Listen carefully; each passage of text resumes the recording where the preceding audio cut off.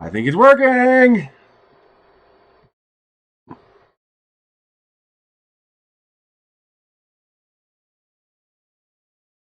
I hope it's working.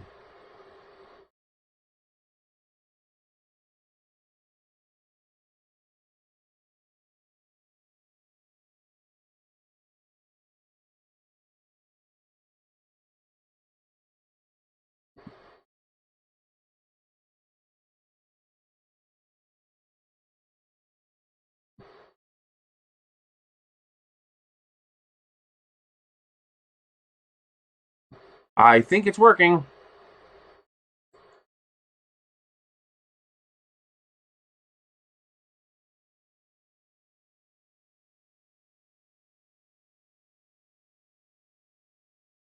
Okay, I think here's the first one.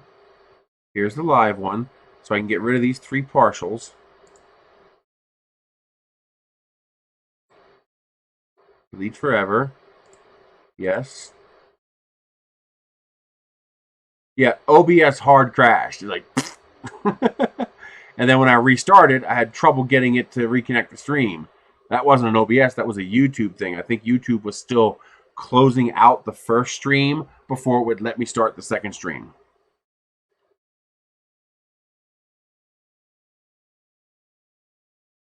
So that's going to be annoying that I can't merge the 2 streams together. That's really annoying. But nothing I can do about it.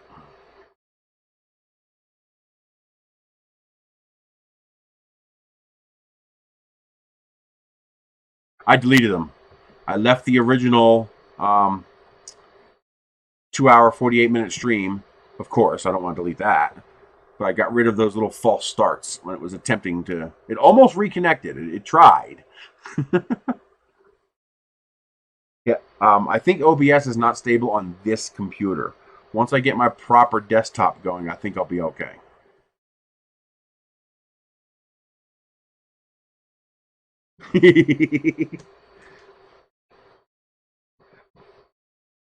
No, if you do that, it messes with monetization. It messes with views. It just really messes things up.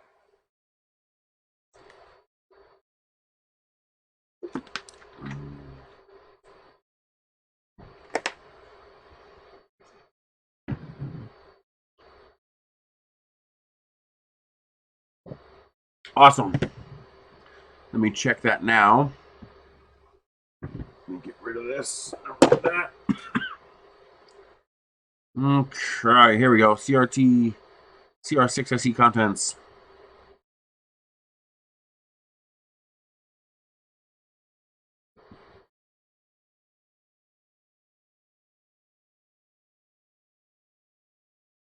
Let's see here. Bitly that. Copy. Edit. And replace the link.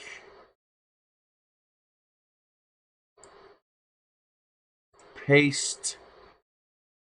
Change thumbnail to be this. No, not made for kids. Enable monetization. Yes. Okay, link is updated in the description as well. Let's see, standard SD contents.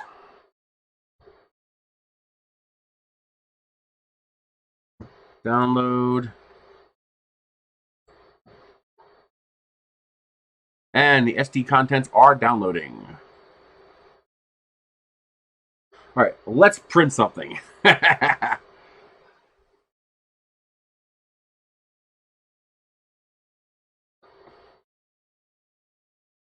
All right, Mandy. We'll talk to you later.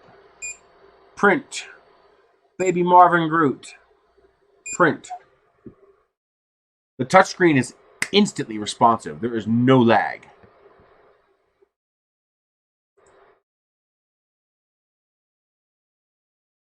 .3D Jimmy has a visual problem reading the screen, so he does everything in caps to make it easier for himself to read. So he's not yelling or anything. It's just, it makes it easier for him to see what he's typing.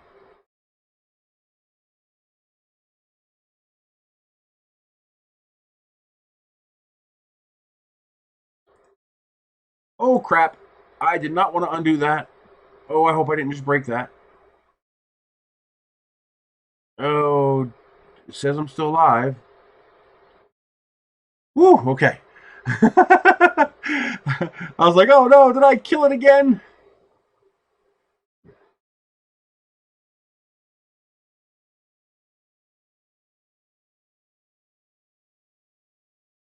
No, it's just his visual impairment. He just needs the larger text.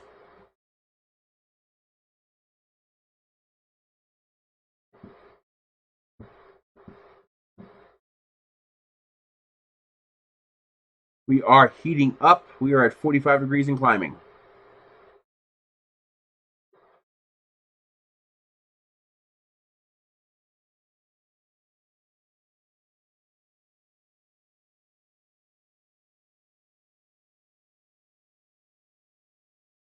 Everything looks okay on my end.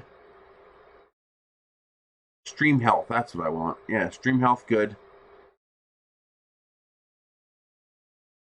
It's weird that it says my audio stream is at 0, even though it's obviously working.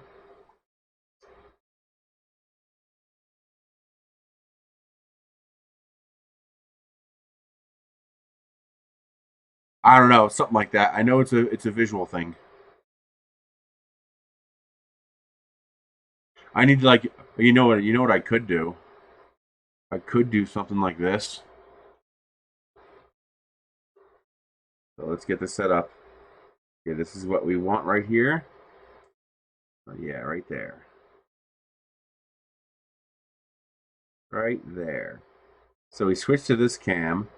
We turn this cam off. And I wait to let the screen freeze.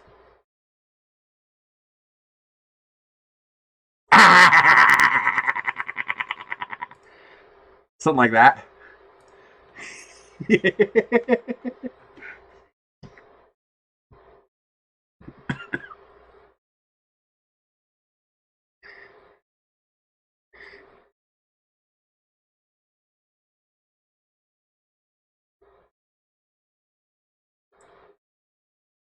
So, was that good?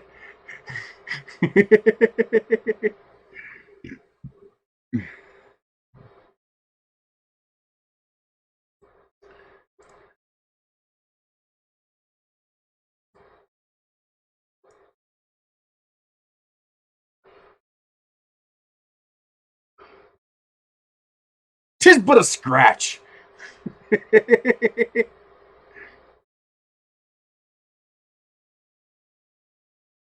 Oh, I just nuked headphone users. I guess I should have warned them about that. Yeah, if you had headphones turned up, that would have been rough. Ooh, I got to remember that a lot of people use headphones. 7-zip, extract to CR6SE. Your cat is gone now. Hi, Nosy. You guys get to see Nosy now. He's a good boy. Yeah, he's a good cat.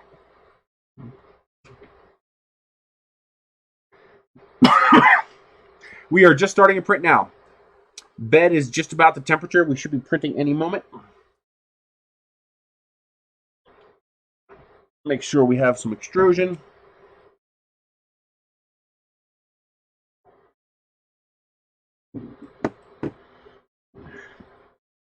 And the print begins.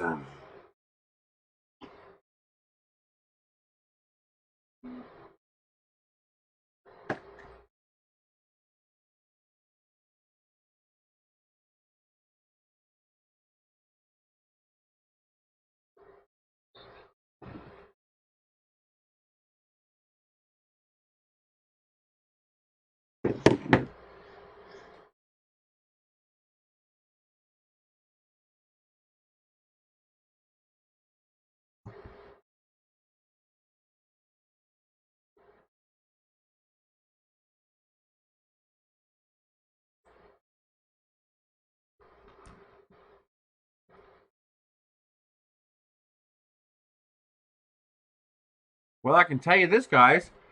I don't think I've ever used a printer before where I didn't have to do a damn thing to begin the first print. That's impressive. I didn't have to adjust bed leveling knobs. I didn't have to adjust Z offset. I didn't have to change anything.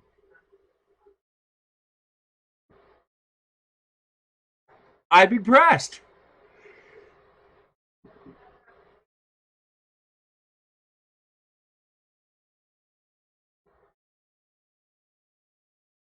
Yeah, once we quiet these fans down, this thing's going to be way quiet.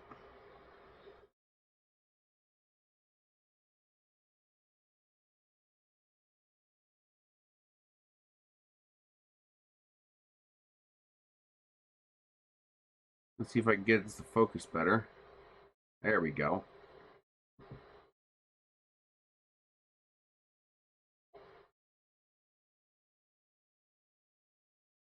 I'm impressed. Now, what can I do as far as tuning? I still can't adjust flow rate. I do have Z offset adjustment. Bed temperature, nozzle temp, printing speed, fan on or off. No fan speed adjustment. LED on or off.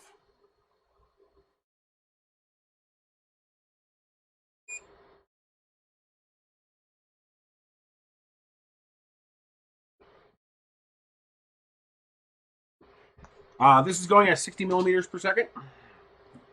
My standard speed.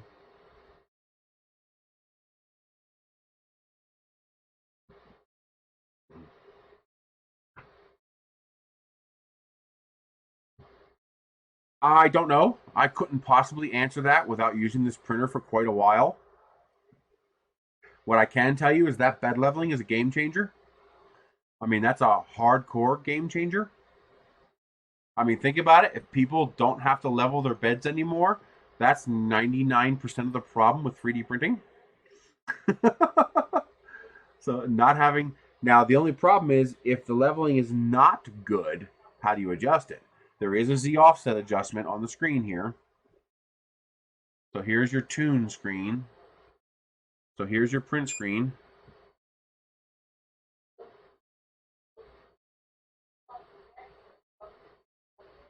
And if you go to tune, you get this.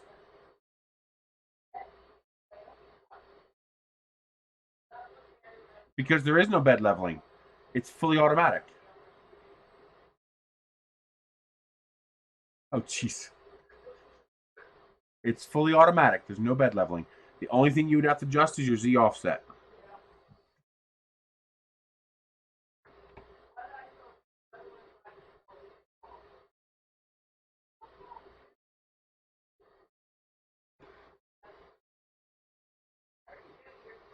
I'm impressed.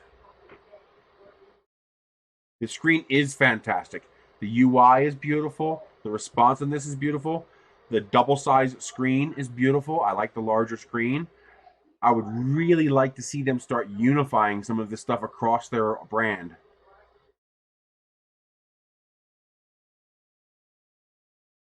Yeah, just about. We'll see how long it lasts, but I'm going to abuse the living hell out of it for you guys.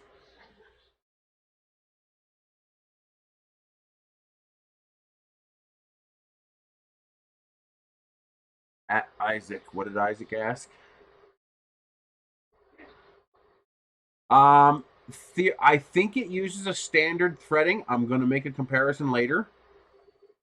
It should work fine in theory, and it will not affect the bed leveling. Although if you do change the nozzle, you have to redo the automatic bed leveling.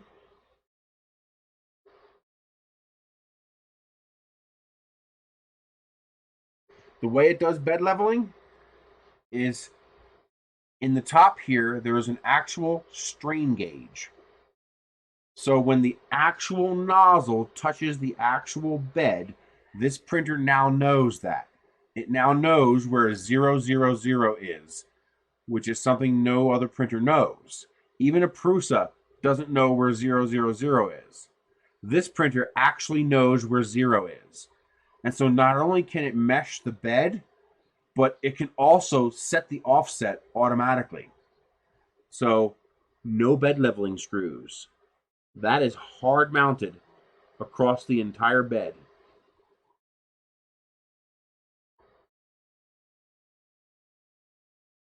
YouTube takes 30%. So most likely the PayPal is cheaper. If you're coming from another country, then there's going to be conversion and charges.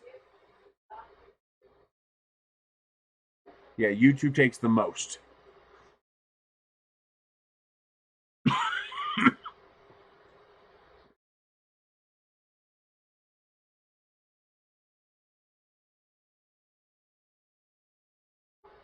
Oh, yes, absolutely. It'll absolutely fit in this, and it should fit in the Wham Bam as well. It should fit in either the Wham Bam or the Creality enclosure. Either one should fit just fine.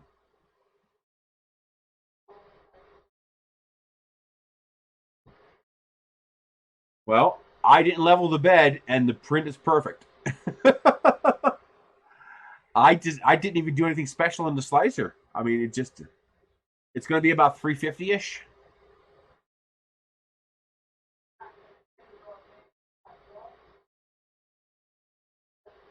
Me too. Yeah, I'm a big Dr Pepper fan. I do have a Venmo. If that's cheaper for you, you can do that. I also have Cash App. You know something I should be adding? I should be adding those to my base profile here. I wonder why didn't I think of that?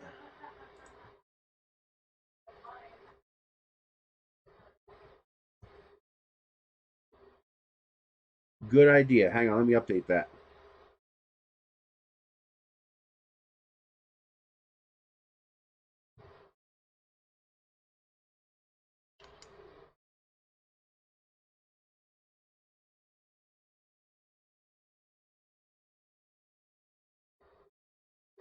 So my Cash App is Nerese123,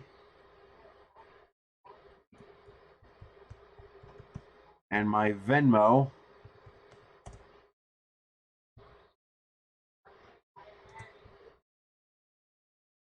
that's in here too. Where's the Venmo? Venmo.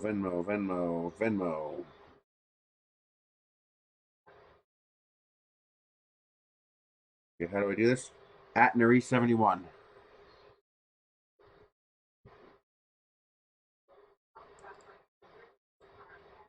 I have both of those.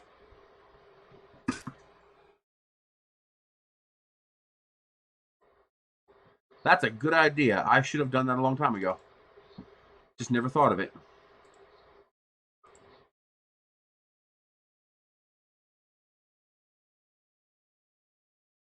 They are now part of my profiles for future videos.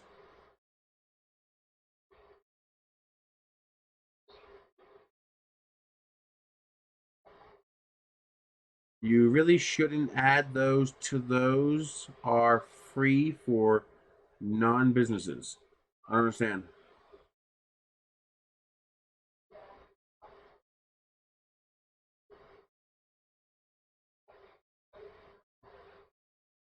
Well, let's find out. Hopefully they turned it on.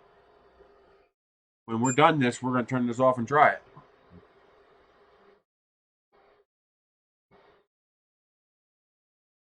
I'm not sure. Apparently it's going to be an option.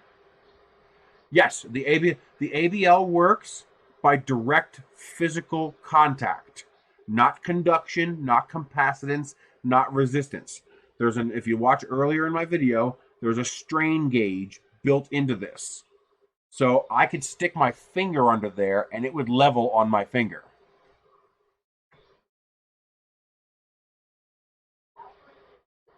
And it's very sensitive.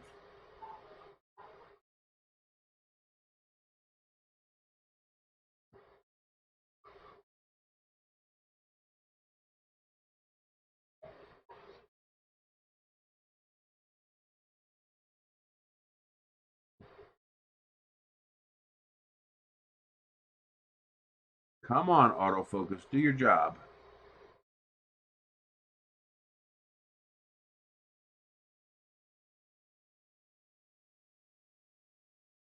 I'll have to look into that.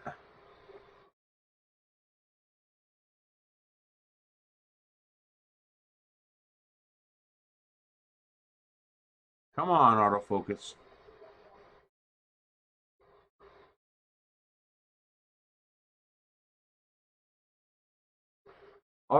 It's focusing on the background instead of here. It's focusing on everything in and behind. That is an LED.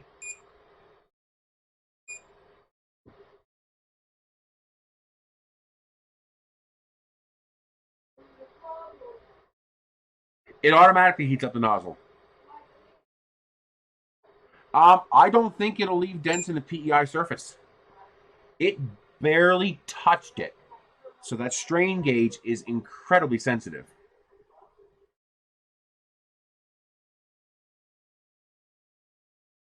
No, the nozzle is a different shape so that the condom or sock can properly surround the nozzle, which will stop blobbing.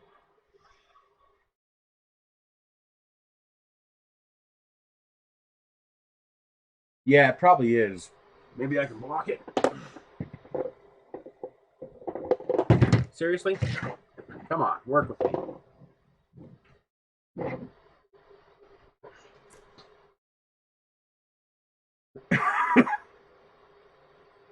That's all right. Hey, that actually worked pretty good.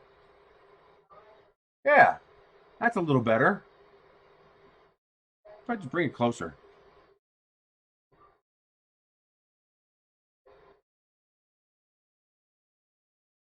No, that doesn't really help.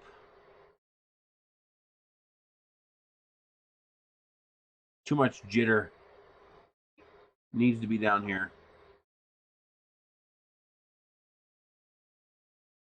That's not bad. The threading looks like it might be the same, but the nozzle tip is a different shape. I'm gonna test to see if I can put different nozzles on it.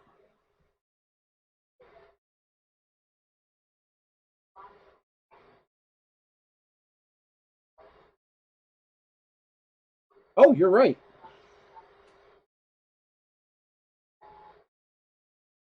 What the hell? I can push it freely through. Why is it doing that? Is something disconnected?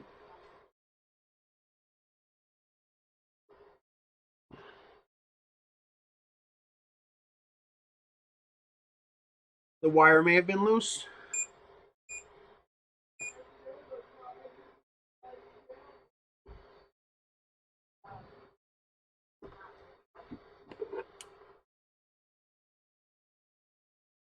Why can't I pull this forward? Why does the printer lock into place at closed?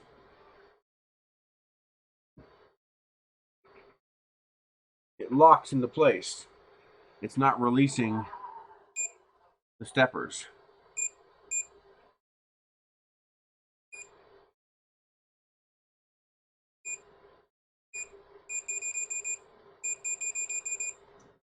Yeah, it locks the steppers in place. That's weird.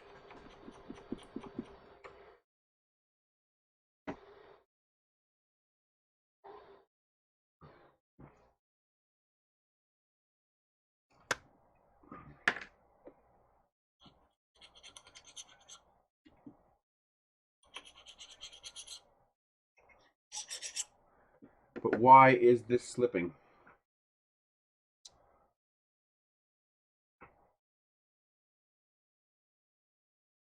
Let's try it again, see what happens. Yeah, the motor's I didn't pause, I stopped. Let's try that again.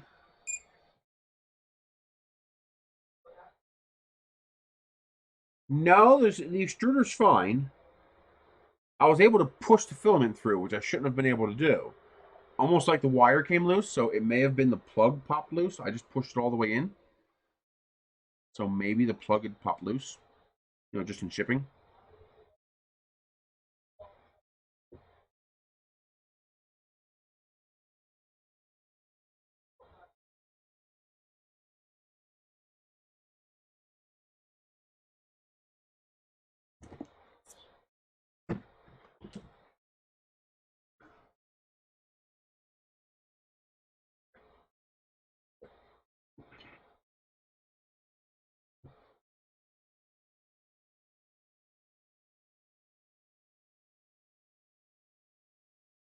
It actually does heat up the nozzle when it goes to probe, so it'll be able to squish out of the way any plastic that's there.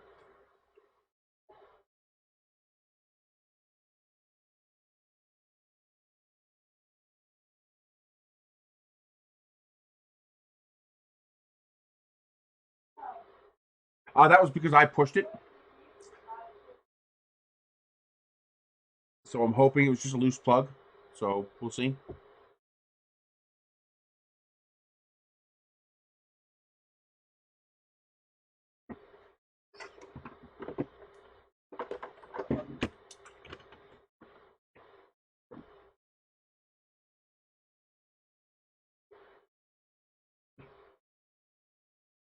I don't think so.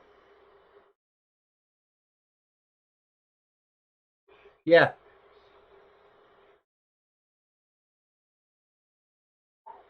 I don't know where the light is.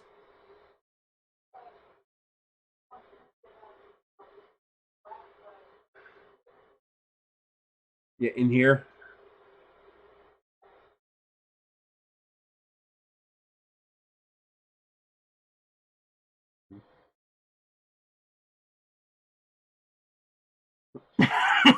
Probably.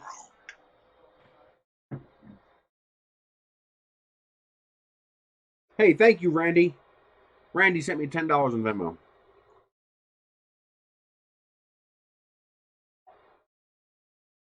And we have another PayPal.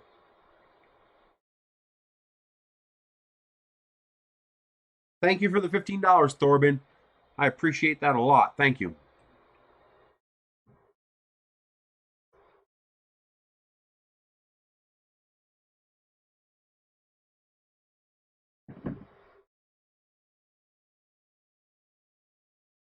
It's nope, that was wrong. That was completely wrong. It was probing but not detecting.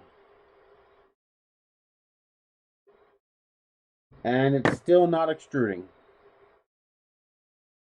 It extrudes if I push.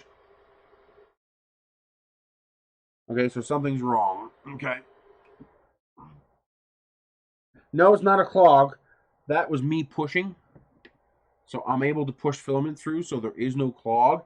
The drive motor is not driving for some reason. So we're gonna have to figure that out.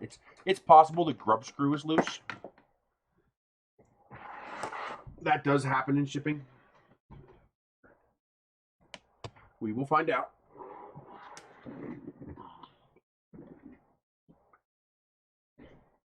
Okay. Let me give you guys a heads down view.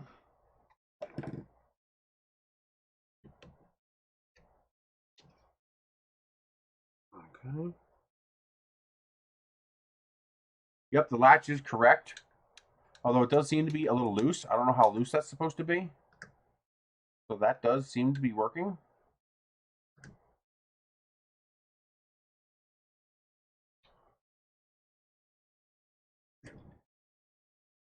Okay.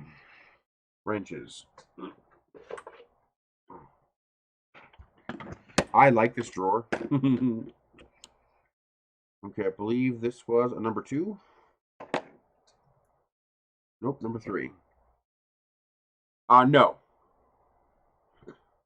It did not know the print had stopped, so there was no resuming that. Is it possible this is too tight? No, I don't think so.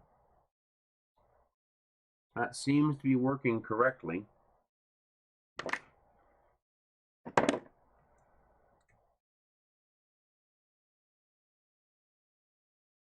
I got it pretty tight.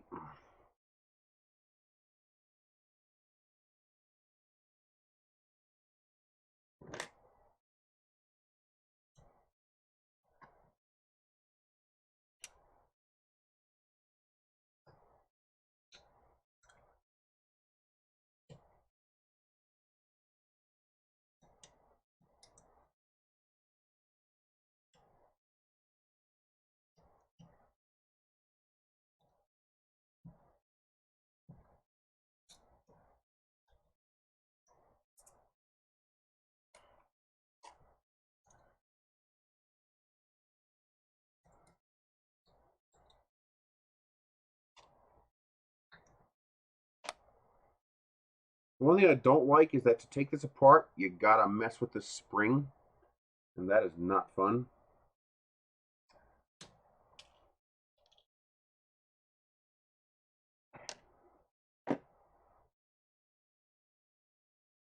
Yep, it's loose. Nope, nothing's but. I think the grub screw's loose. Oh, almost yanked that camera off. Oh, maybe not. Hang on. Yep, grub screw came loose. See here? It's just a shipping looseness thing, that's all. See that? See how the grub screw is, how the drive gear had fallen down. It's no longer where the filament is. The grub screws were loose, that's all.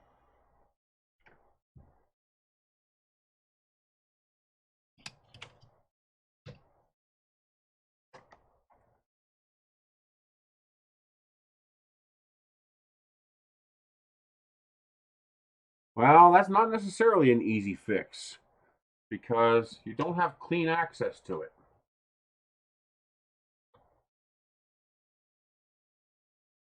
This camera is being a nudge. I want you to stay there. Is that so hard? There. So the problem is I don't have easy access to that. The first thing is we need to remove the filament.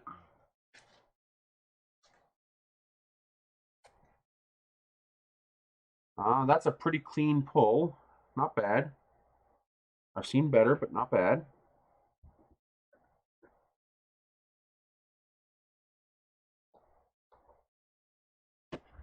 Let me secure the filament. Seriously?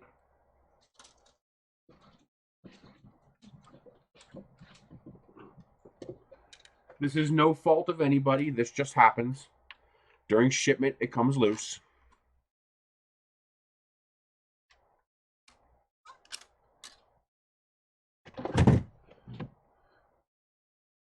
Okay.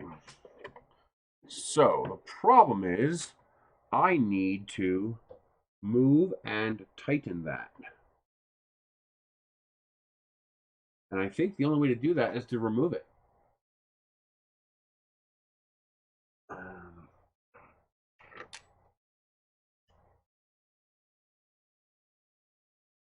That's a number 2.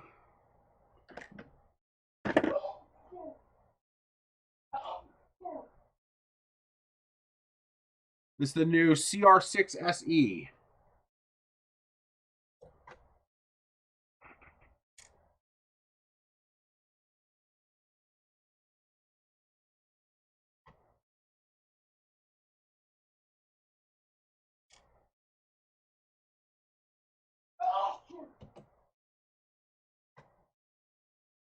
Is there even a screw in there?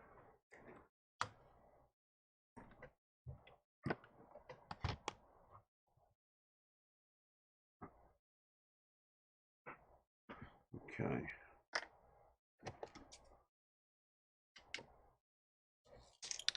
Ah, crap. My dumbass forgot I had the screws there.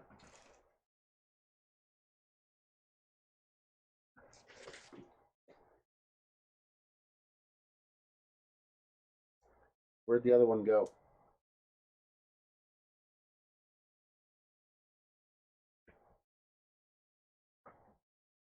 Uh-oh.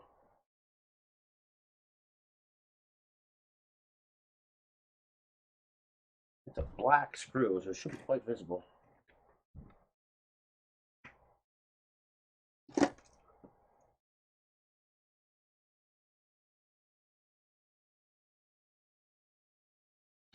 Ah, come on, where'd the screw go?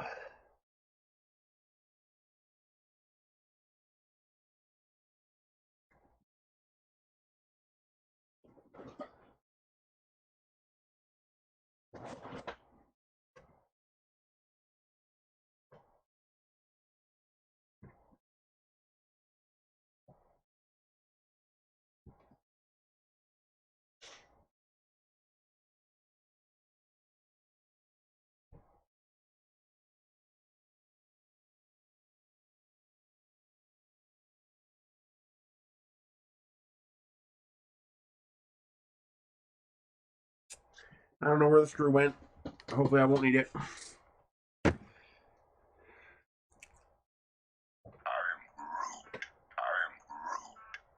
Alright, so the question is there a screw in there? Yes. Oh, there's something in there.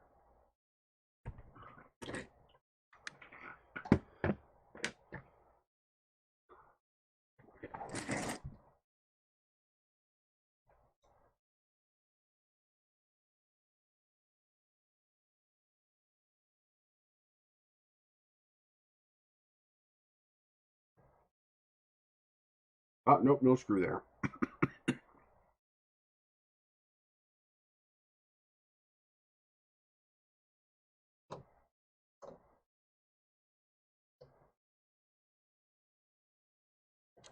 So you can see here, what happened is the grub came loose. See? That's all. No big deal. So what I have to do is pin that grub up a little higher and do a fine adjustment after it's installed. Yeah, that was my dumb fault. I put the screw on top of the bed and then I tilted the bed. Whoops. Okay, that is temporarily snugged. This happens in shipping. You know, there's not really a whole lot they can do about it. Sometimes it just happens. I'll use the two opposing screws. So hopefully I can get this together.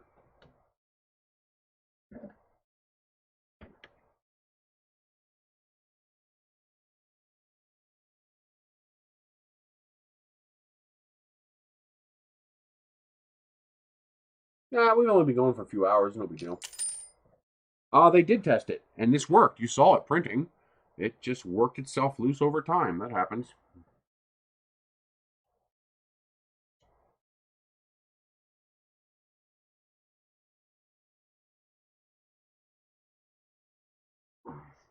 There was filament in the hot end, so somebody did something with it. No, I never touched the stepper motor when I reinstalled it. So it wouldn't have been me reinstalling it. It just happens. It happens. The grub screw comes loose, and it's no big deal. So now, actually, I think we're okay. I'd like it a little higher.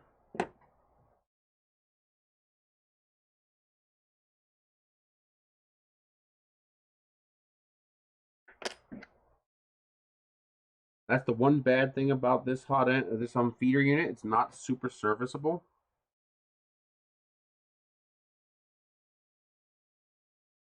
There we go. We'll lift that up, repin it in place.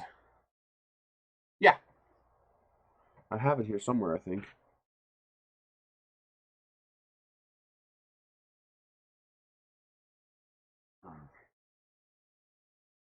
This is a Bowden extrusion system with a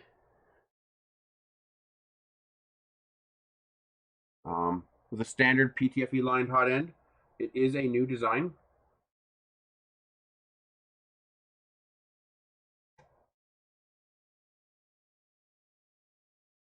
Here we go. That is more than tight enough.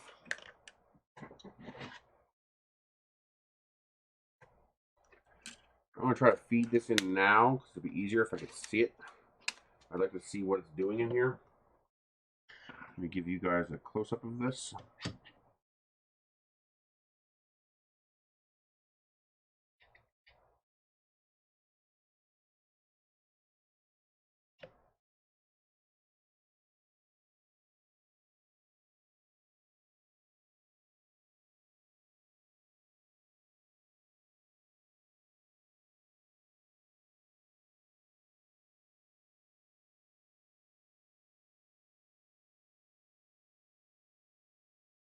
There we go.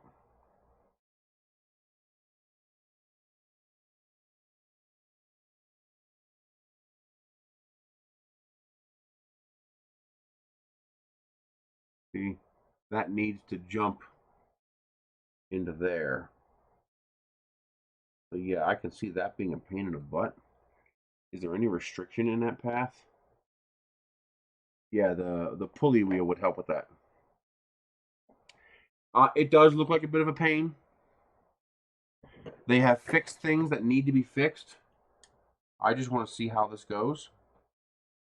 I'm personally curious. Oh, there it goes. Okay, that's not bad.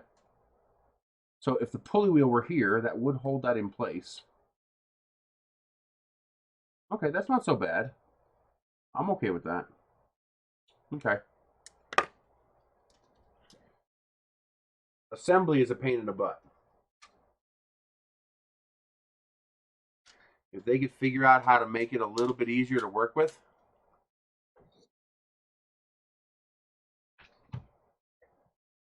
So that is not so bad.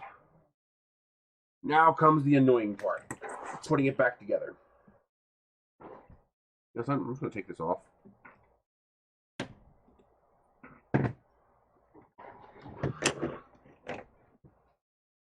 Now comes the fun part. I gotta get this spring back in here.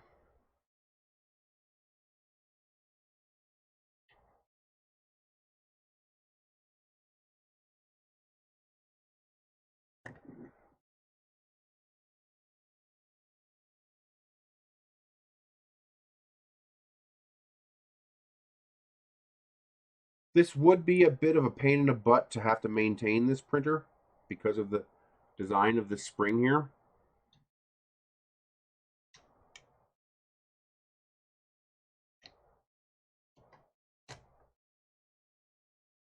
I mean, it's not an end of the world kind of thing, but it is annoying.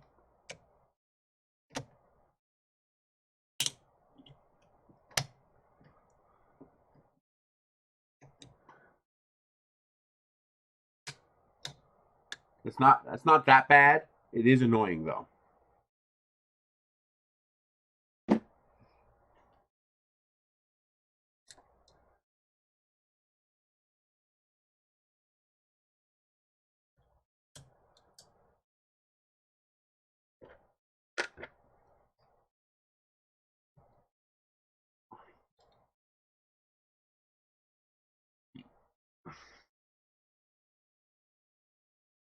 Yes.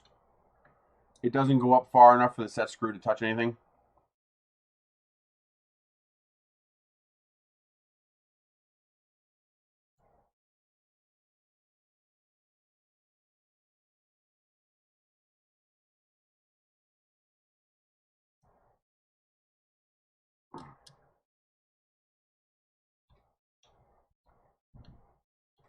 All right, that feels good.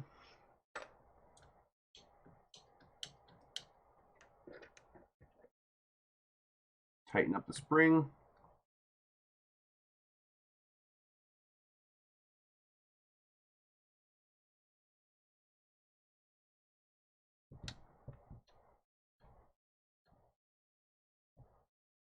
All right, that should be it. Really? Come on. Always grabbing. Grabby, grabby, grabby. Okay.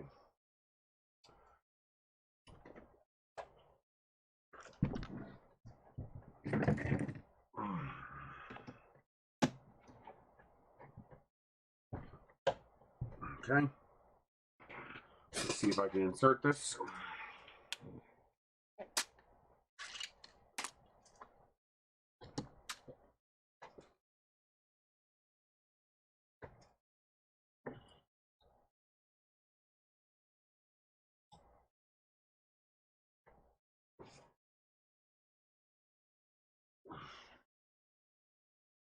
Yep, that worked better.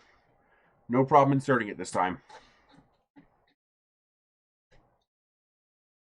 And then latch it in place and we're good. Yes, it would. All right, we should be fine now.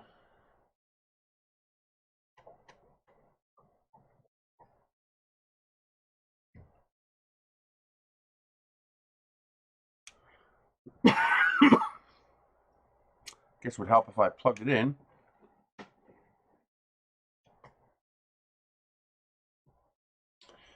Put my tools away.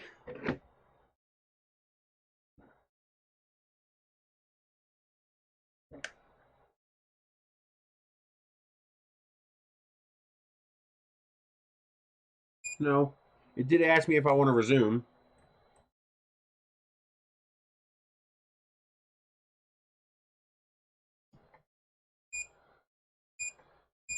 Let's see if it handles the bed level again.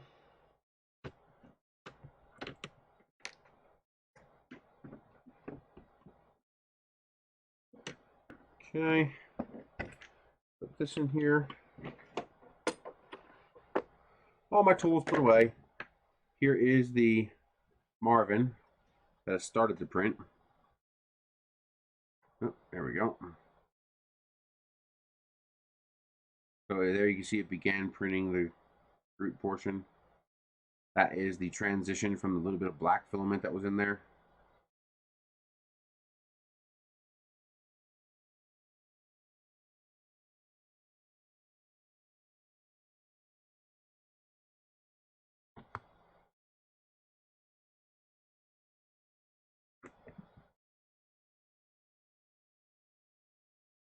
There we go.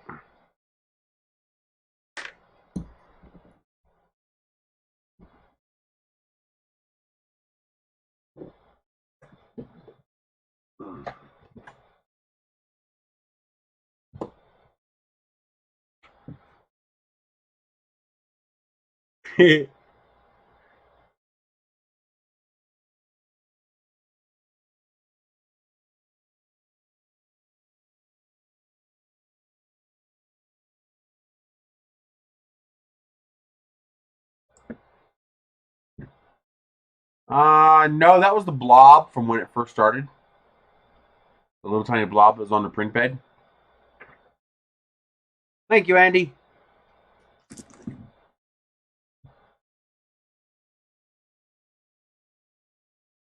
Hey, Rick Sakura, welcome to my Patreon, man. Thank you very much.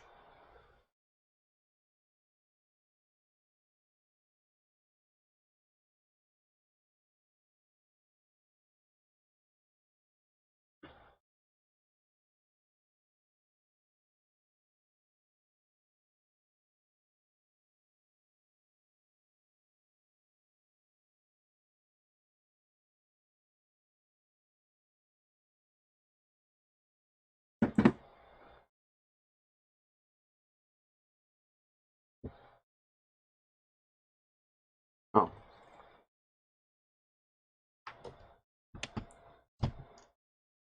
There we go.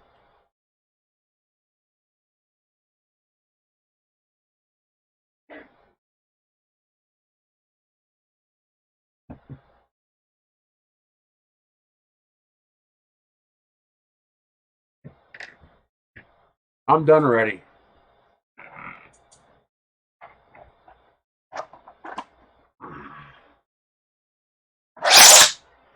I could legit kill somebody with this.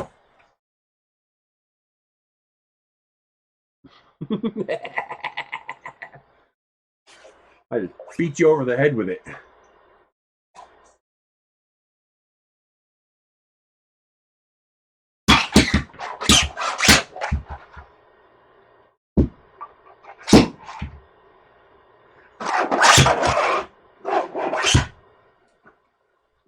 That's my sword.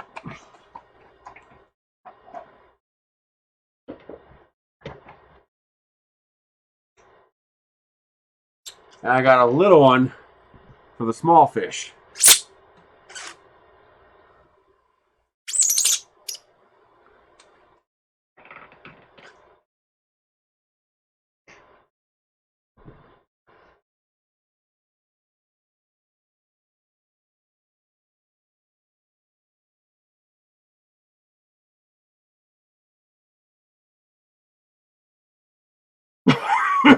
Let's see if it goes down to the bed this time.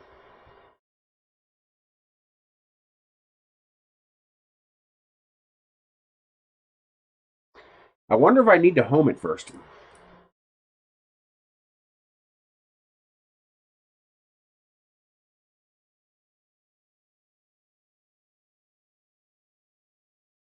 Ah, there it goes. Let me get rid of that splooge. Really?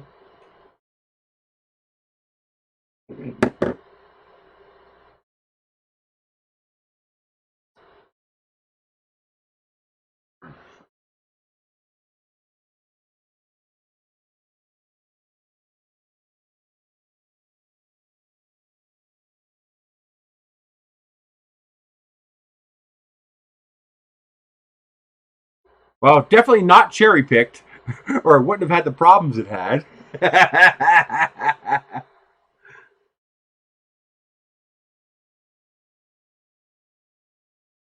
If this was cherry picked, they did a bad job cherry picking.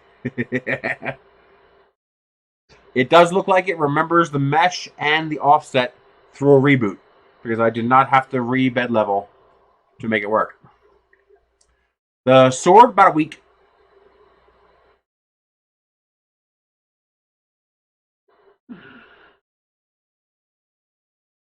Yeah, it looks perfect.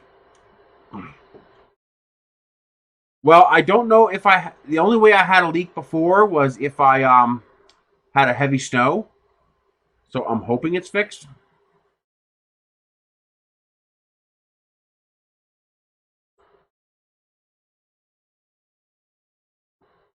Yep, it's printing.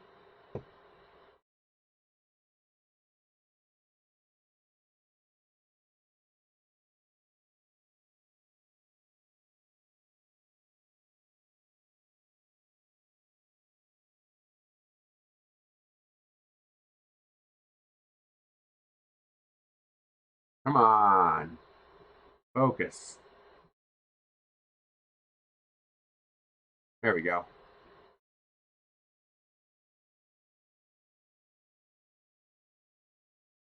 Oh, yeah. Level is easy. Press a button, done. No Z offset, no knobs to adjust, no springs. It's a solid mount. This is the first printer you don't have to level. Like literally, you don't even have to set a Z offset. The default worked fine.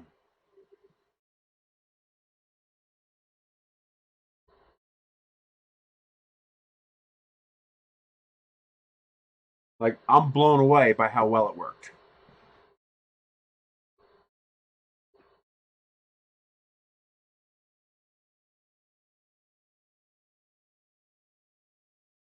What the hell? I'll print a blue knob for the freezer. Let me slice that up.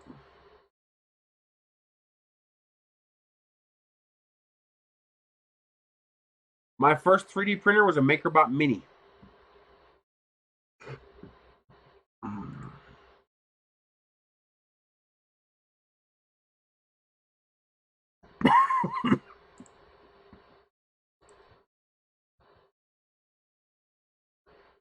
Leroy Jenkins!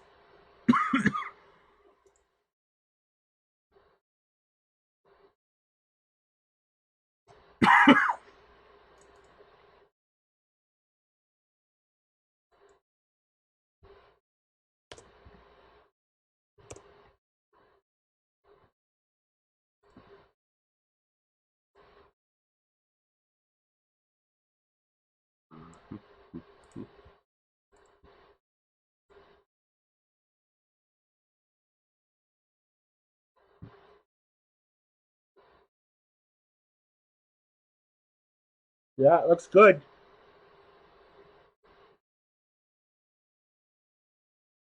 They set it for 0.3, which is a normal value.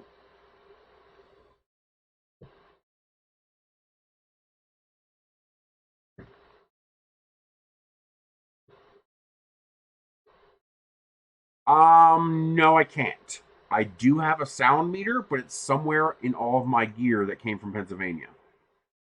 So you have to wait till I dig that out. This fan is pretty noisy. So is the power supply fan. I can quiet the power supply fan. I don't know if I can quiet this one. SD card. I did get that download. Hang on. So this is what the SD card looks like. So we can monitor that printing while we play around with the SD card. So this is the contents of the SD card. So user manual, software drivers, troubleshooting models, operation video, all the sample prints. Oh, they did rename it. Biggest size, boat, leveling, negative space, overhang, pleated vase. Schmoot? What's a schmoot? Oh, schmut. I think they meant to say schmut. They called it schmoot. That's kind of funny.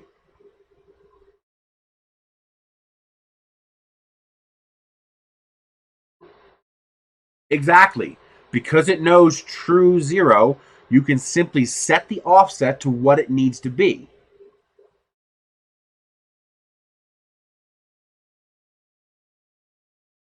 No, they're using Kickstarter as a propaganda platform.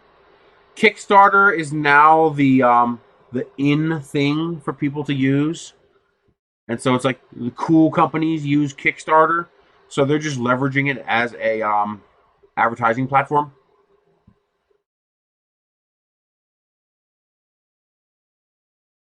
Yeah, we could do something big.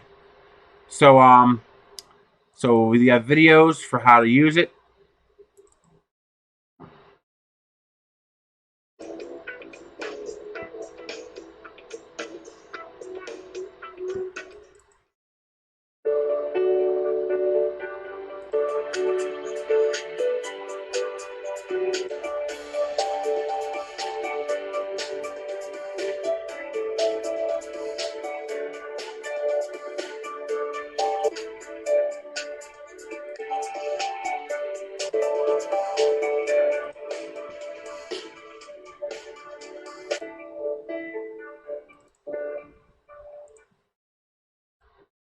Then they have the models. So if you want to play with the models yourself, troubleshooting. So it's a PDF on any kind of issues you might be having.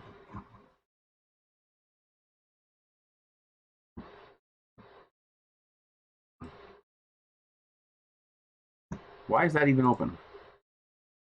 Then here is the Creality slicer, as well as the drivers, and then the user manual. So this is a PDF version of the manual that it comes with printed. Maybe. Doesn't make sense though. A company of their size doesn't care about that. It uses a micro USB, so it does not use that mini USB that's annoying to find cables for. It uses a standard micro USB. Yeah, the tax thing doesn't make any sense.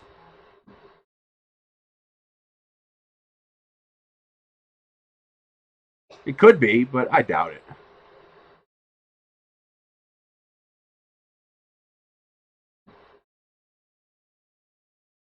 Nice layout, circuit wiring, very nice.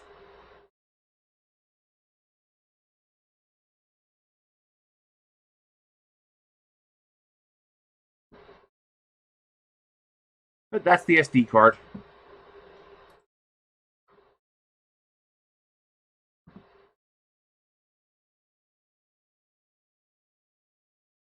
It's just a skin, I believe it's just a skin version of Cura. I don't use Cura, I use Simplify 3D. So let's get this sliced up.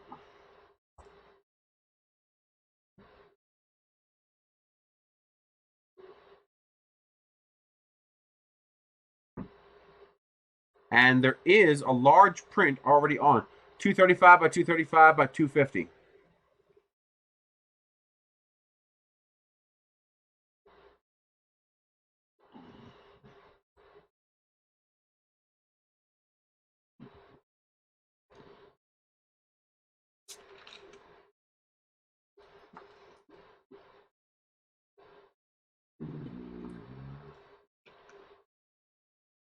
I don't know.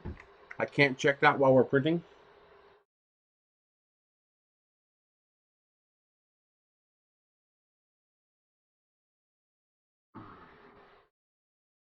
Says it comes with a 1-year warranty.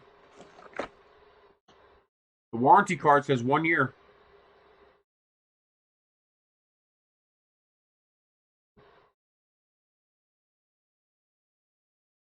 It appears already calibrated. I didn't have to change a thing.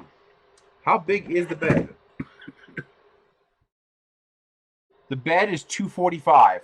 So there is a 5 millimeter border around that you can't print with, so you don't have to worry about centering.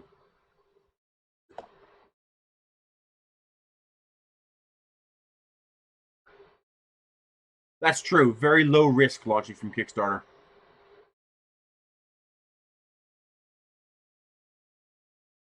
I didn't. They set it for 0.3, so I left it. And it worked fine.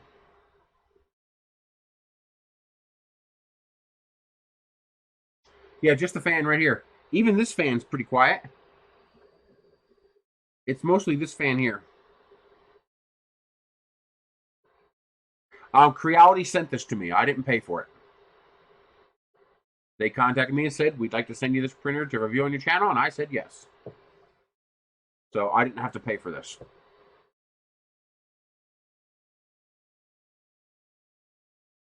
Yeah, all it is an advertising platform. That's all. A lot of companies now use Kickstarter as the in-meme advertising platform to use. It also has very low risk. I don't know if the nozzle's standard. Let's see if we can find out. I don't have any nozzles to compare it to. I'll have to dig up a nozzle. It looks like a standard thread. I will test that though. I will put like a 1.2 millimeter nozzle on here just for shiggles and see what it does.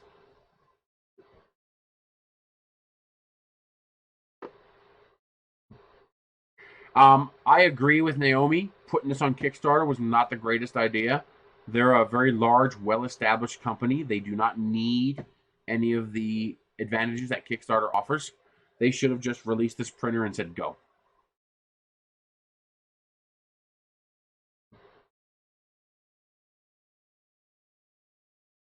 You got to be careful. You got to make sure you have enough CFM. Also, that's a 30 millimeter fan. That's not your regular 40 millimeter fan. Creality doesn't need cash.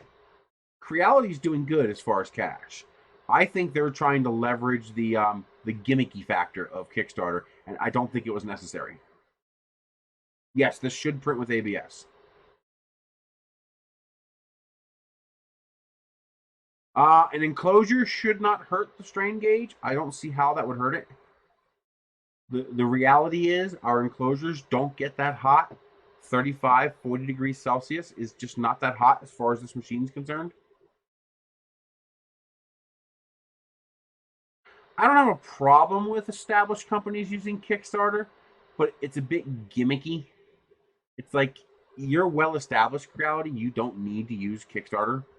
It was just a very strange thing. I think this is a pet project. I think somebody in the company wanted to have a successful Kickstarter because other companies have had successful Kickstarters, and they wanted to do it just to say, feather in the hat. That's one more thing that we've done. We had a successful Kickstarter. I don't think it was necessary.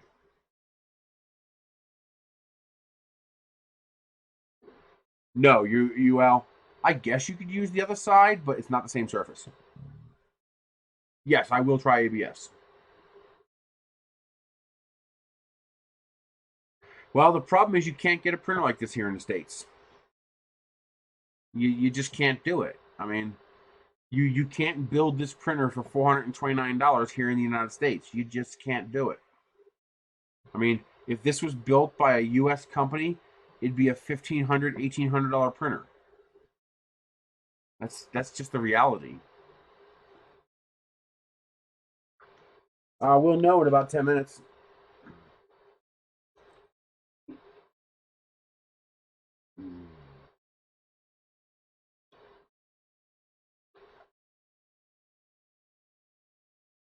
Maybe.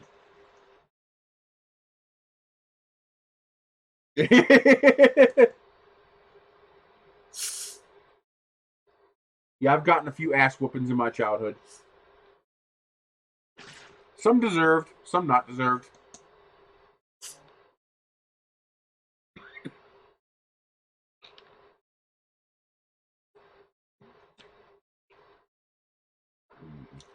I think it's just a little quirk. Somebody in the executive side of Creality wanted to do a Kickstarter, and so they did. Exactly.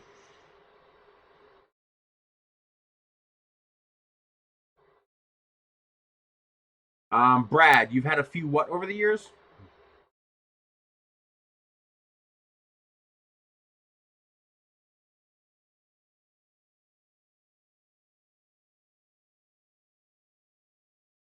Well, I guess we're going to find out. Although that strain gauge is replaceable.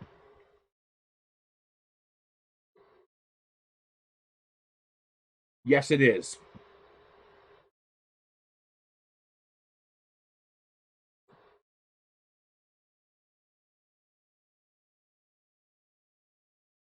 Bed leveling springs as feet?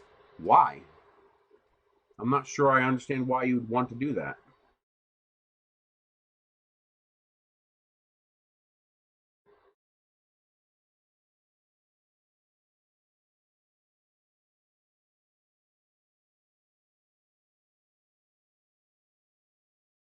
And if you flip over the ultra base, will the top coating now on the bottom cause the glass to stick to the bed? No, it won't do that. I don't know how fast it can go. We can try increasing the speed. So let's go to 200%. Let's increase that to 215. Compensate for the increased speed.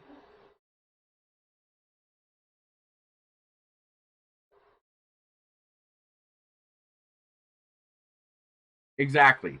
Anything that requires labor here in the US is going to cost more. We have a significantly higher cost of living here in the US. I wish I could, but I don't have a manual way to make that thing focus. Although, I wonder, could I put something behind it?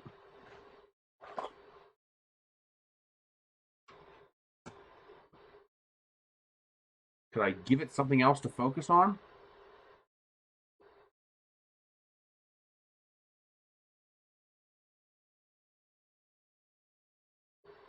Maybe. Come on.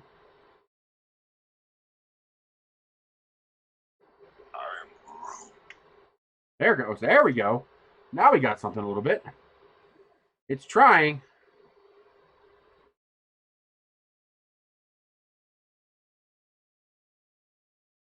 An Ender 3 is 200 bucks. If you need a printer now, grab an Ender 3. It's 200 freaking dollars. You'll have great experience by the time this comes out in August. Attaching a cam to the bed is probably not the greatest idea because you end up with jittery video like that. Actually, that's not so bad.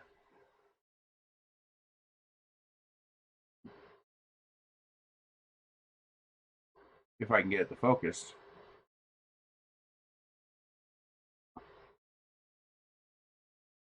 Come on. There we go. That worked better than I thought it would.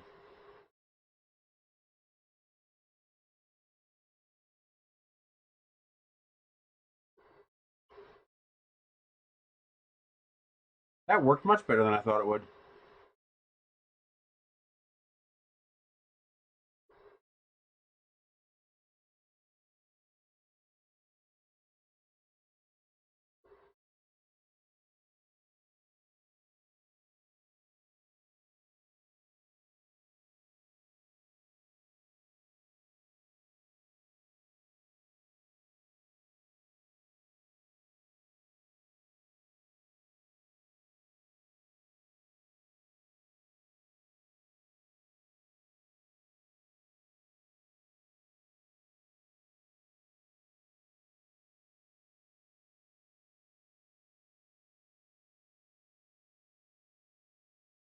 If this works out well, maybe we'll see this bed leveling in more of their printers.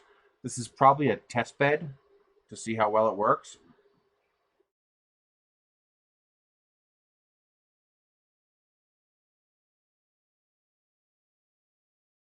The printer itself is silent except for the fans. And I'm going to work on this. This is working out nicely so far that I'm going to work on making the fans quieter.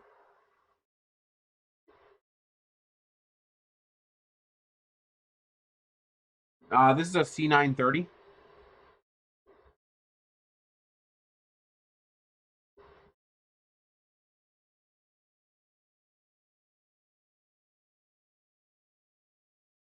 I only run 5 or 6 printers at a time because I don't have enough power here to run more.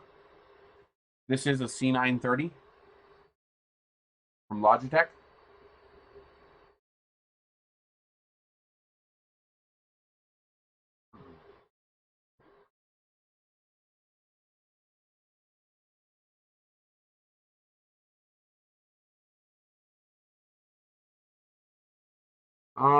Try.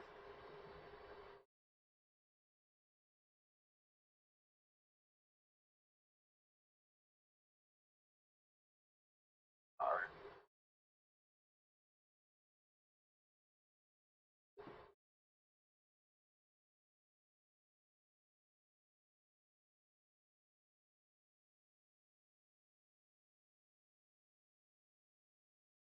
All right.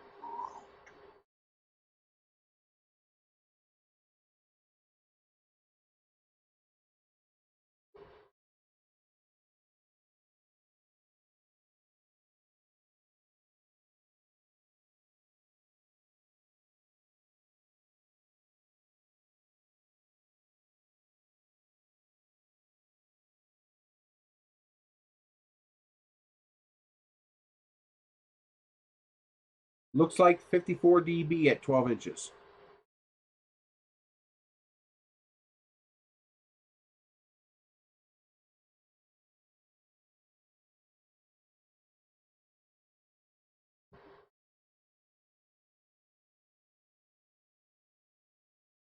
.54 decibels at 12 inches.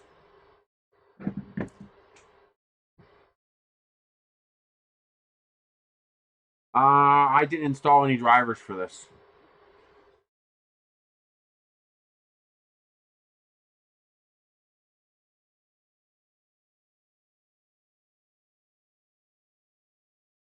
Nice.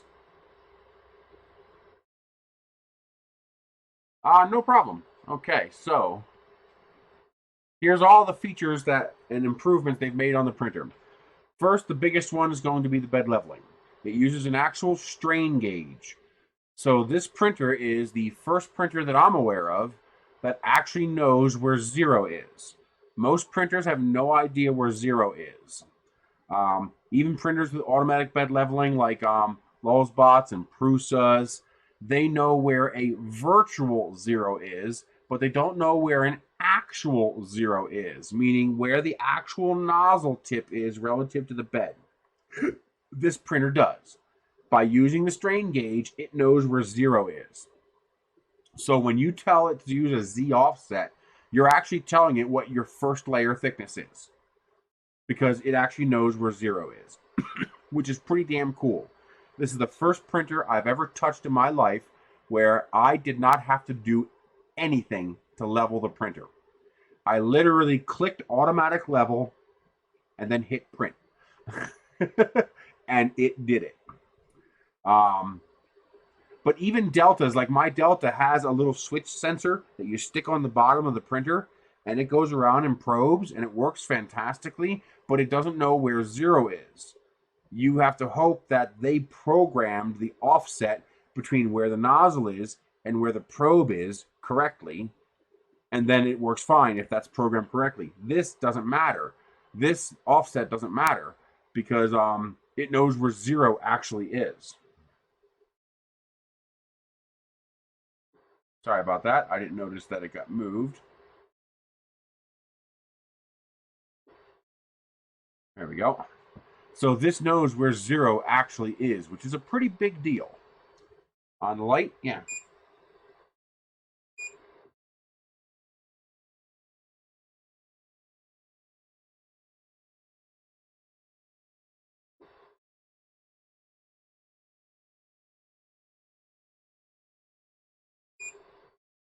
The other improvements.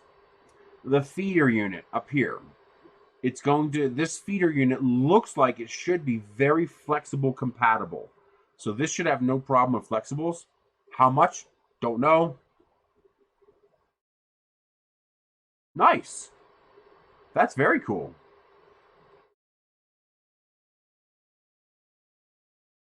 Yeah, the spool's not moving, the bed's moving, and the camera is sitting on top of the bed.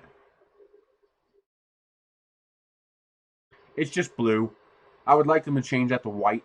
White and diffused white. Not so bright. Lower the voltage a bit. So I'm going to be working on changing that out to a white one. It has a very large touchscreen that's extremely responsive with an excellent UI that I've had zero problems with so far. I like it a lot. Carry handle on the top, brand new extrusions that are very nicely done. They look beautiful as well as function beautifully. The Y-axis is a 60 by 40 extrusion. It is bulletproof. Yes, you can flip that spool and put it on either side. I don't know if you can disable the touchscreen to beep. I don't know. Not only white, but diffused white. It needs to be very diffused. Built-in tensioning for your belts. So if your belts need tensioning, that's it. It's already built in on both X and Y. It retains the Ender 3 Pro upgrades that I requested, where the SD card and the plug are on the top instead of the bottom. All the fan covers are on the bottom so that you don't have to worry about debris falling into the printer. The drawer that we would print for these printers, it's built in now. So it comes with it, and all your tools fit inside there. Very nicely done. They finally stopped using limit switches for the Z-axis. The ultimate limit switch now is a actual Hall effect sensor.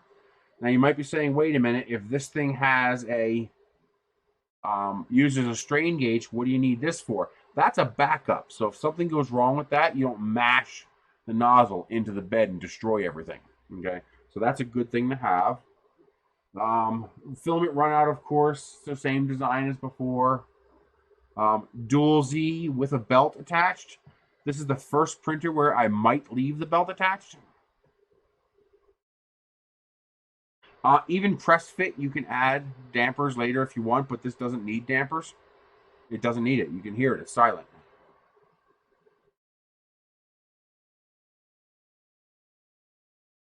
Well, I wonder what the voltage output of the one that's already on there is.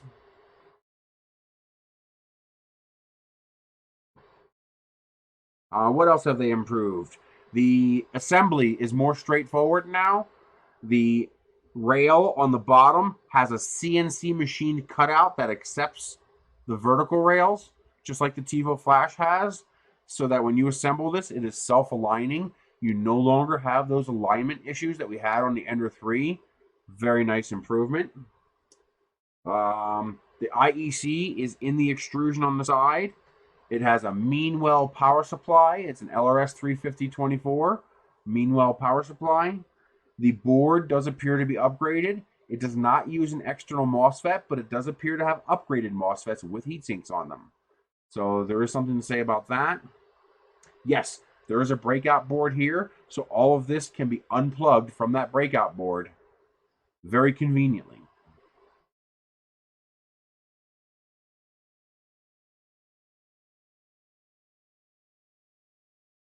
There's also a breakout board here for the motors here as well. Yeah, I think that is the first time they put a handle on it. It's a nice handle. At first, I was wondering why they put a handle on it, since you could just grab the top extrusion. But then I remembered the belt. You'd also be grabbing the belt. So the handle is a nice touch. I like that.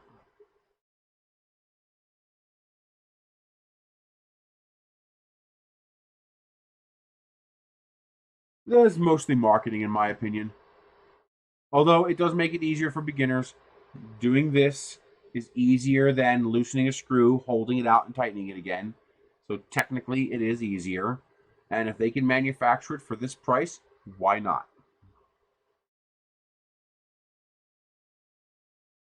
I hope they do. I would like to see them. Well, I do know Meanwell was having trouble keeping up with production numbers. That is nice. I still hate it. I'm fine with it. The only problem I see with this is that it makes it very easy to over tighten the belts. You do want to be careful not to over tighten the belts. That's almost as bad as too loose. I got big handles. So fit and finish is excellent. Quality control is excellent. The new spool holder is pretty nice. I'm not a super big fan of the fact that the spool holder touches the floor, because when you move the printer, the spool holder pivots. Not a big deal, just a personal thing. Placement is good because it stops you from having an issue tearing up your filament coming into here. As you can see, it's a clean, straight path into the extrusion line. You should never have to tighten the belts, ever. I have never once had a printer where I had to go back later and tighten the belts. Never. If it comes loose, that means your screws weren't tight enough. So in theory, you should never have to adjust the belt tension. No, it's injection molded. I think I got a final version because there is nothing 3D printed anywhere on this. This is all injection molded.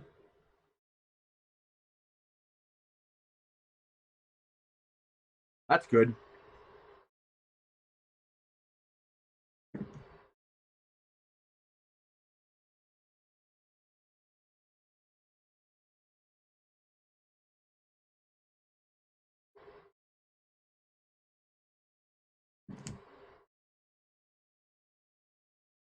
Yes, 235 by 235 by 250. The bed itself is 245 by 255. So the actual platen is 245 by 255. Your printable area is 235 by 235.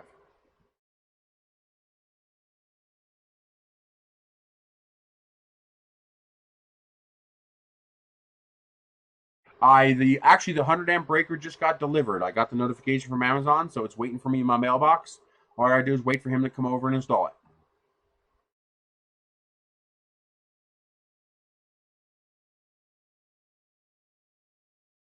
I don't know.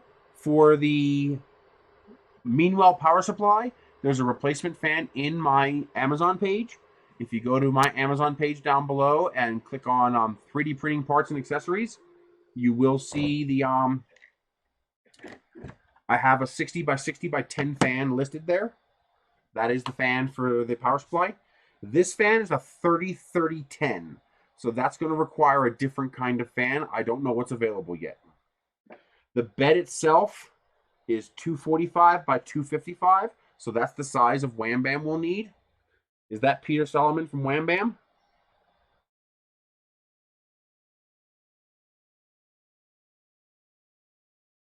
That's good. That's what they're supposed to do. That's the nature of open source. The nature of open source is you see something. I've told both Creality and TiVo all the time. I've told Creality several times. I was like, you know the TiVo flash? Yeah, grab that. You see how they're doing it? Do that here. Okay? That you're supposed to do that. That's a good thing.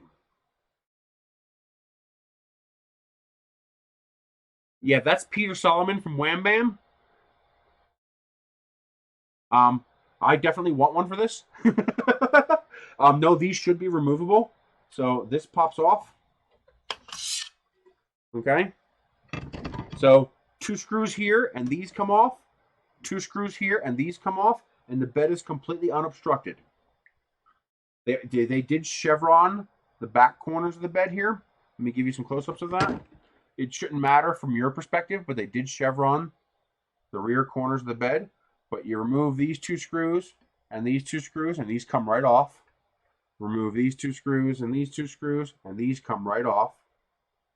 And then this bed is 245 by 255. And there are no springs. It is a solid mount. Look at all them solid mounts. Yeah. This bed is completely flat. Absolutely flat.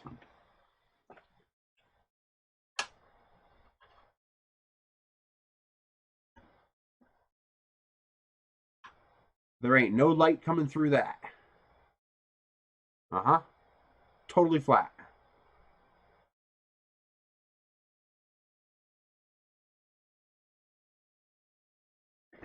Absolutely flat. Please, Creality, maintain the quality control.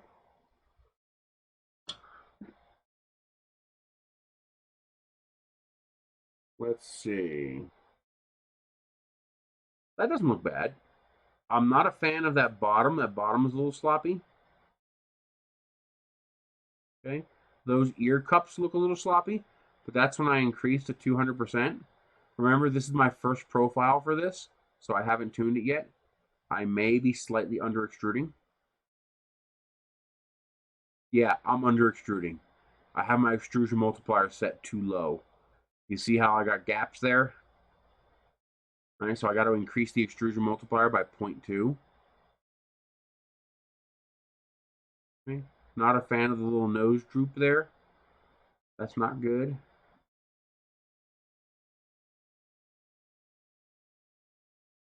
This is probably going to be weak. Actually, that's not weak. I'm surprised. I figured that would break. Yeah, I don't hide shit from you guys. You guys see it as it comes out. So, could also be this filament. That is not a print I would be proud of, but it definitely doesn't indicate any serious problems. Nothing that I can't tune out. Yeah, I don't think it liked the 200% either. Yeah, 0.92 is too low. I'm going to bump it up to 0.94. Yeah, it probably was printing a little fast. Well, fast for my under extrusion. I was under extruding a bit. I took a guess at an extrusion multiplier of 0.92, and I think I was wrong. I think it needs to be 0.94. We will find out, of course. Let's see, can we print something else really quick? Well, I can do I can start the large print so you guys can see the bed size.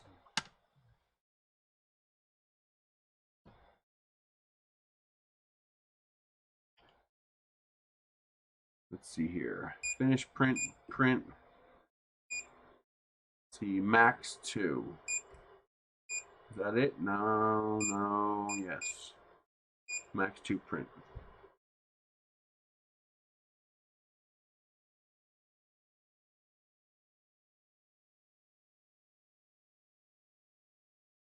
Probably to avoid sharp corners which tend to curl and snag and catch. So lopping a chamfer off was probably easier than curving it. That'd be my guess. Yeah, this is I'm pretty sure this was a combination of speed and under extruding.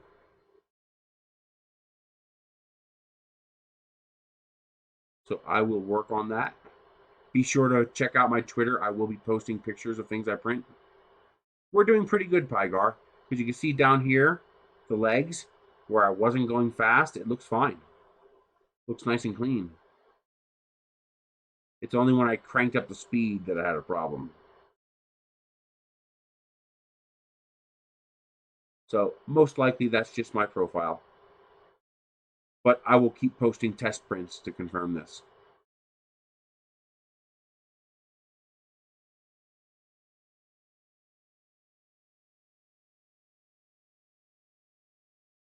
I noticed typically Creality printers tend to over extrude, and almost every single Creality printer I have, I run at a 0.88 to 0.94 extrusion multiplier. What I have learned is that I keep all of my settings the same, and I adjust the extrusion multiplier if I don't like how thick or thin something comes out.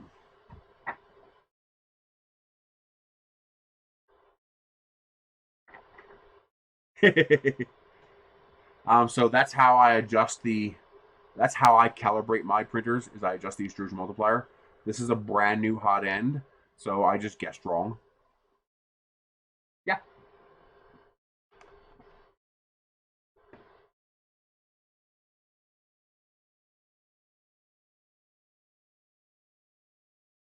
I'm trying to get you a low glare angle.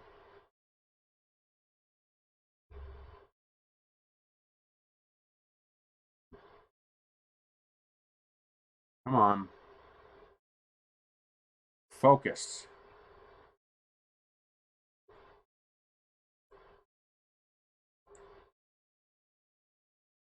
Come on, baby, focus.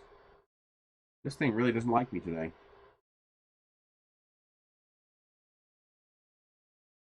probably is the glare.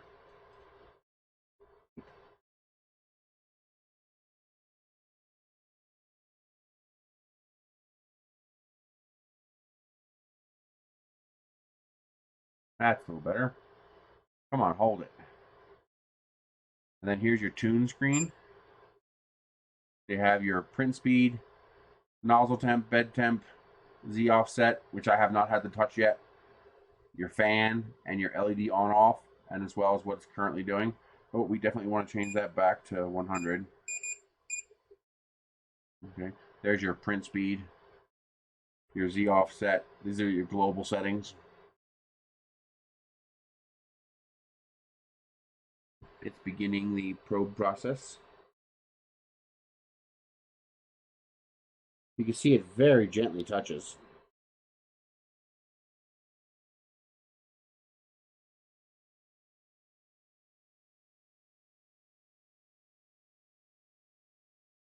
There we go. It's beginning to extrude plastic.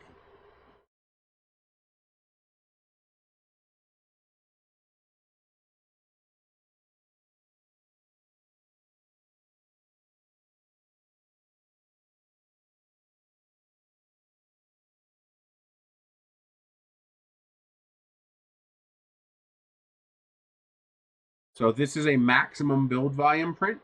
This is 235 by 235.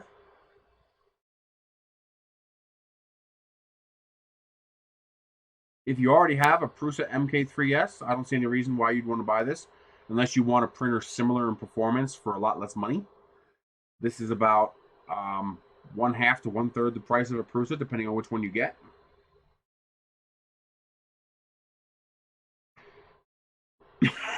But if you already have a Prusa, stick with the Prusa. As you can see, no problems. It is level throughout the entire bed.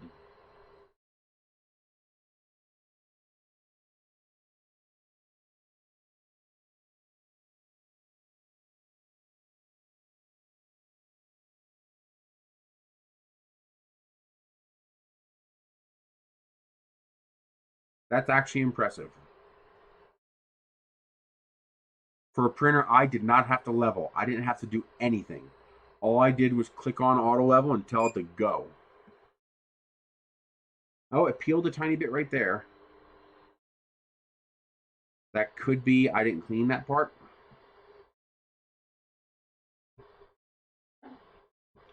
This surface is susceptible to not being cleaned properly, which does cause issues if you don't have it cleaned.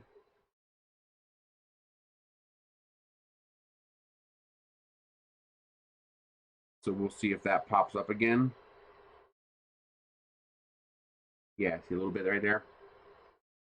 That's because I probably didn't clean this well enough.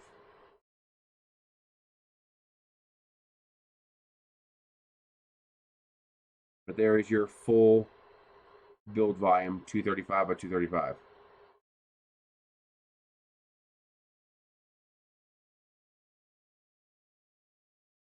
I don't know about you, but that's pretty impressive.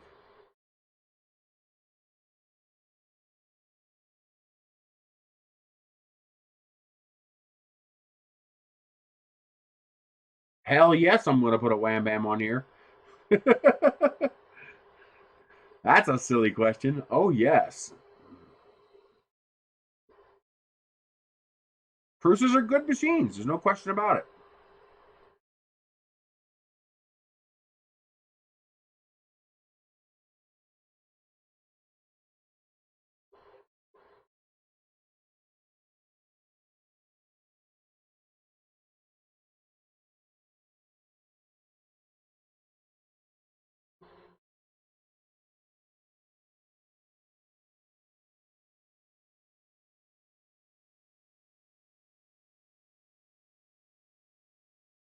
No, this needs no upgrades. The only upgrade I might make is this, just because that's a pain in the butt to work on.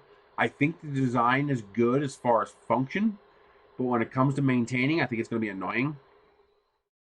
Well, the problem is TH3Ds come with PEI on them, and I don't want PEI. I want a regular build tack, fake tack style surface. Nope, the wham bam won't affect the leveling. You just do the automatic bed leveling again. Remember, this printer understands true zero. So when you do the automatic bed leveling, it will find the new true zero of whatever you put on here.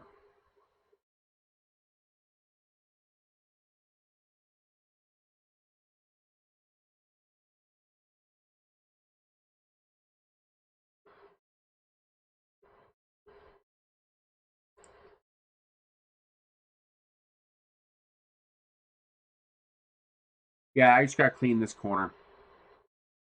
That corner's dirty.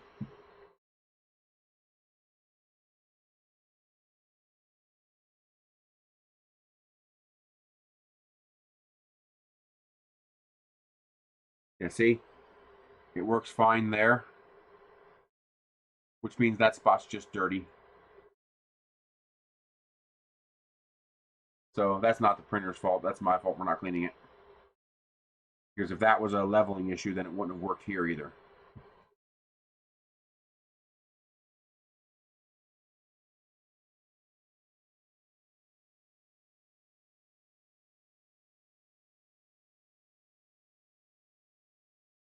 Let's get this back over here. Come on, get back behind there. Thank you. Okay. Get this looking down here. And my kitty cat's asleep. Yes. He's a good kitty cat.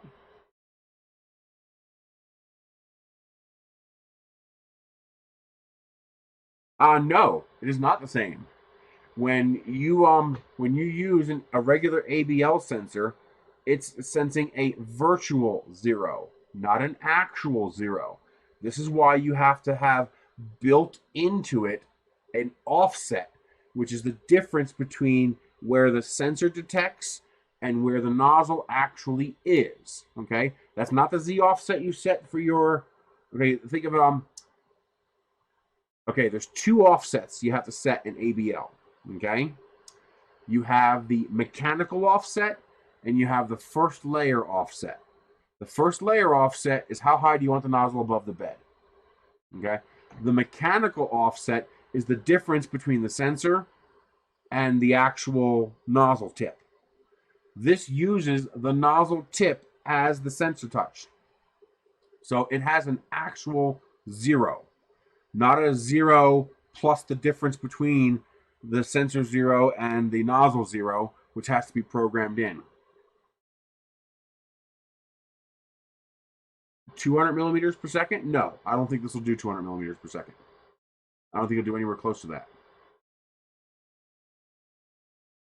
He'll have to make one for this, but it's 245 by 255.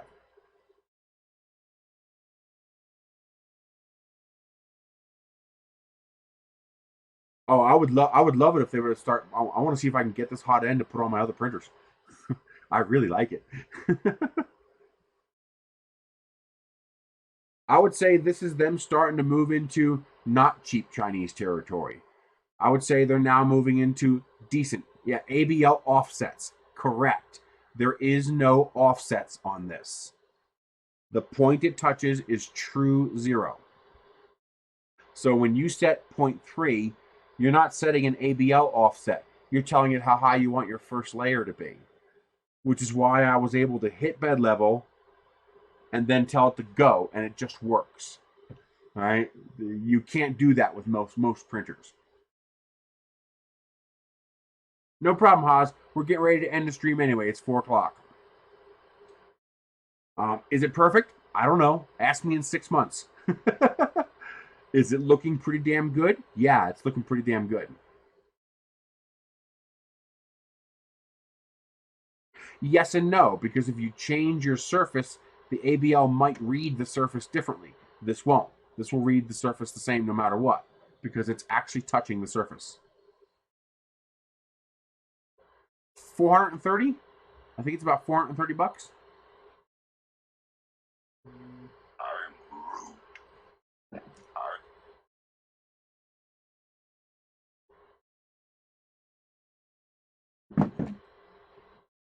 I had it on 60. I set the 200%, which is about 120 millimeters per second. That's asking a lot for a printer like this. So that was probably just too fast. Because again, If you look at the legs, they look fine. And then you get up here where I had it cranking at 200%. I'm actually surprised it handled that.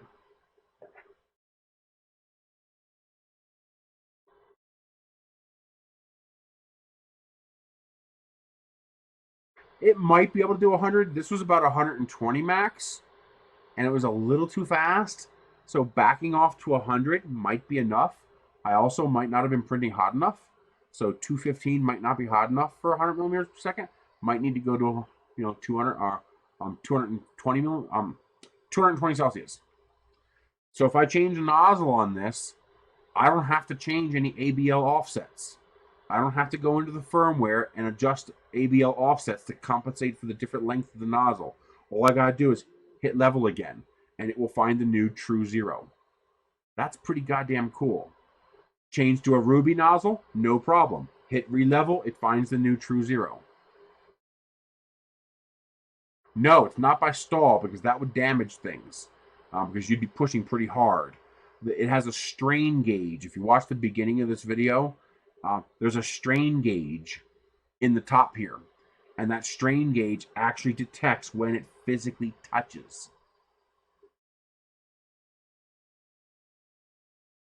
245 by 255. This will need a 245 by 255, which I don't think he has yet. So we'll have to wait until he makes one. The entire hot end is literally part of the strain gauge. It's pretty damned impressive. And it's not touching hard. It's barely touching. It's just going dip and barely touching. So it's very, very sensitive. So even if you have a squishy surface, it should be okay.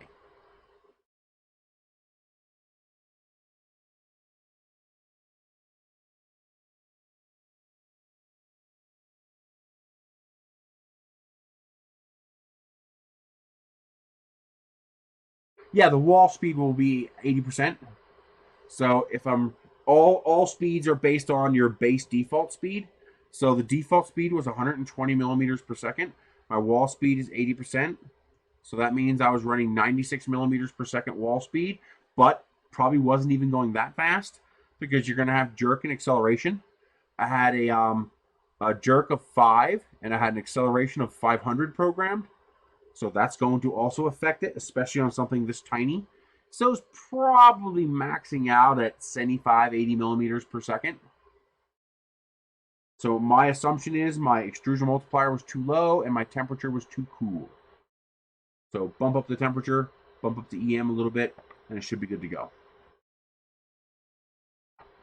I will, of course, keep making test prints. I will post them to Thingiverse. Next week, I will have an analysis video where we go over everything. Just 91% alcohol or acetone. Alcohol or acetone is fine. Use acetone once in a while for a real scouring clean. Otherwise, alcohol in between prints. Done. Use a microfiber cloth. You can get these at Dollar Tree. You want that nice square grain microfiber cloth. Very good for cleaning these beds.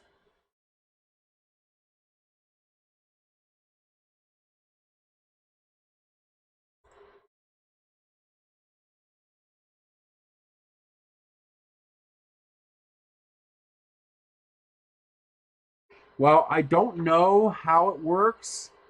There is actually circuitry on the breakout board, and I think that circuitry is for the strain gauge. So there is some interpretation of data from the strain gauge going on, I would assume. There's also 2 end stops on this. You have the strain gauge, and then you also have the Hall effect end stop for the Z-axis. I'm guessing it's using both. I'm guessing the Hall effect warns it to slow down and has an ultimate stop so it doesn't smash the nozzle into the bed if the strain gauge fails. Yes. Like the Ender 5, yes, I prefer that frame. Although I have to say, this thing is rigid as living hell. It just doesn't care.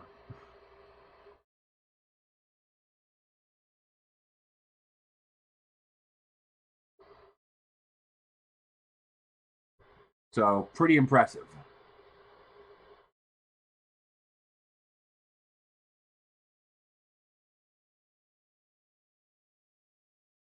I don't know. I'll have to figure out how to test that. Maybe if I make the temperature change too large. Let's see if the thermal runs away.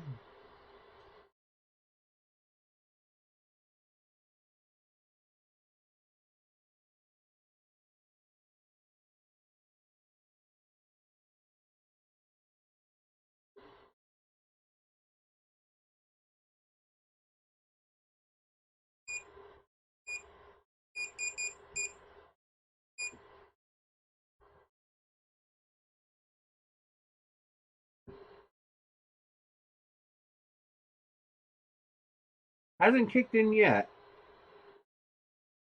This might be a poor way of testing it.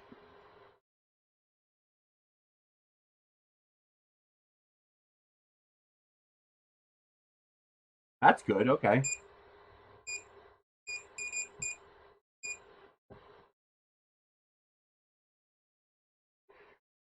It adjusted temperatures pretty quick and it holds them pretty stable too. Thank you for that, Micah. Thank you, HV. I strive to keep my victims happy. Happy victims keep coming back. Unhappy victims, well, they're not a problem.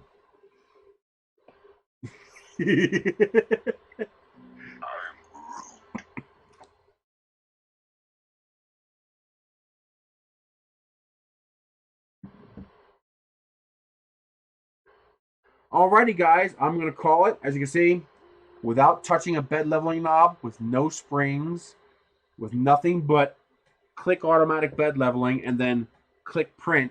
It printed a 235 by 235 shape on the print bed. That's pretty damn impressive.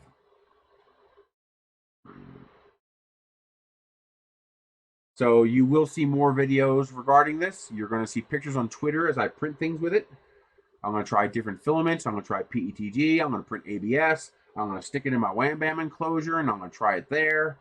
And we're going to beat the living piss out of this printer and see what happens.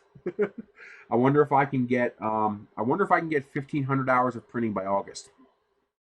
That'd be interesting. No, this cannot be easily retrofit to an Ender 3. There's too many integrated components. It's not like one piece you can just add. You know, even firmware is going to be required. So this would be pretty difficult to integrate to an Ender 3.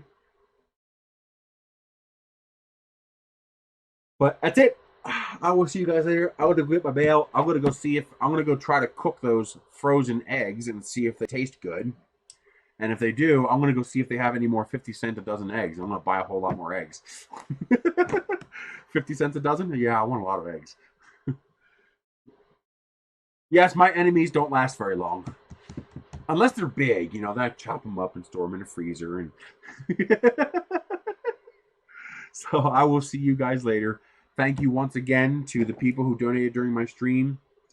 Let me give a shout out to those. So thank you, Randy, for the $10. Thank you, Thorben, for the $15. And thank you so much, Emery, for the $250. That is just mind-blowing how generous that is. And also, big shout out and welcome to Rick Sakura. He is my new Patreon. Thank you, buddy, for joining my Patreon. I appreciate it. The parts cooling is looking okay. I don't see much of a difference front to back. I'm going to print this again at normal speed instead of 200% and see how it comes out. I will post pictures later. I need to use a more matte filament so you can see the details better. The glossy tends to hide it. But we will go from there. I will see you guys later. Check out me on Twitter. I have a plus link down below with everything. I will post to Twitter and probably Facebook as well. Maybe Instagram. I'll post pictures of the things that I print with this. I'm going to keep this as a primary machine running at all times. I'm probably going to put it right there in my utility room next to my FLSun Q5 and just beat the living shit out of it. And we're just going to print and print and print until something breaks. So that's it. I will see you guys later. Thank you very much again.